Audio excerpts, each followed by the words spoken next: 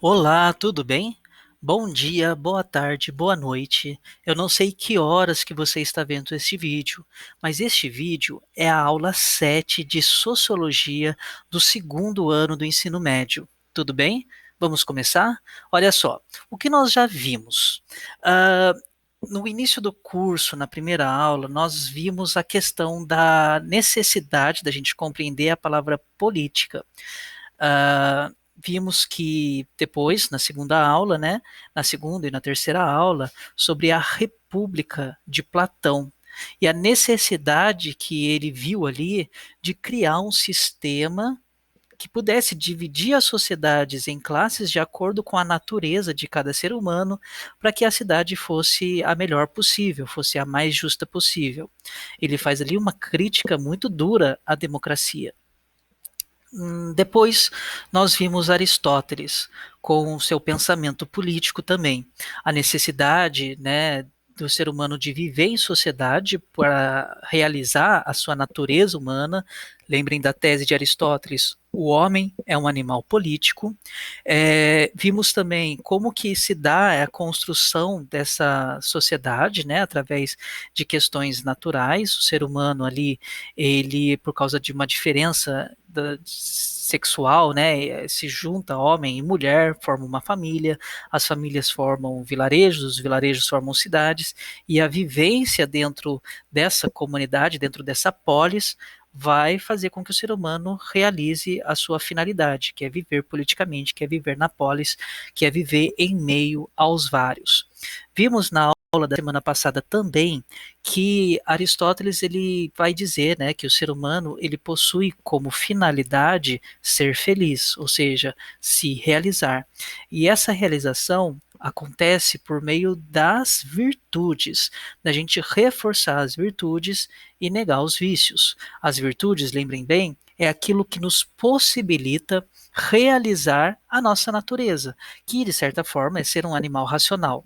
Os vícios, por outro lado, é aquilo que impossibilita a realização da nossa natureza, né? Aquilo que nos impede de viver de forma racional.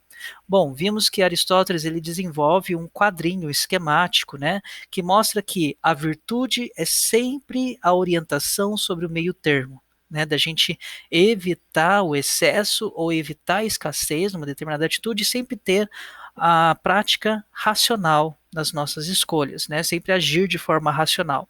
Isso vai nos fazer seguir a nossa natureza. Por outro lado, o vício é quando a gente não para pensar naquilo que a gente vai fazer e muitas vezes se deixa dominar pelas paixões ou se deixa dominar pelo egoísmo. E aí a gente tem uma atitude viciosa, uma atitude da qual a gente não pensou corretamente e não vai ser feliz, não vai se realizar como ser humano. Tudo bem? Olha só, agora a partir da aula 7, nós veremos alguma coisa mais contemporânea, né, que é uma reflexão sobre o ser humano como um ser político, né?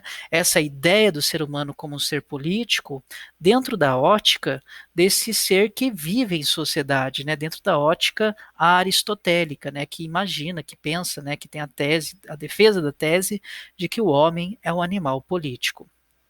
Olha só, olha que bonitinho, né? Nascer é um ato político, é o primeiro gesto de curiosidade e de autonomia frente ao mundo pré-estabelecido em que chegamos. Ou seja, o ato de nascer já é o ato de entrar no mundo humano, um mundo simbólico, onde vão começar ali, né, as relações de negociação, de troca, né, de elo de um ser humano com o outro. Então, o próprio ato de nascer, esse ato de inserção no mundo humano, já é, por definição, um ato político, ok?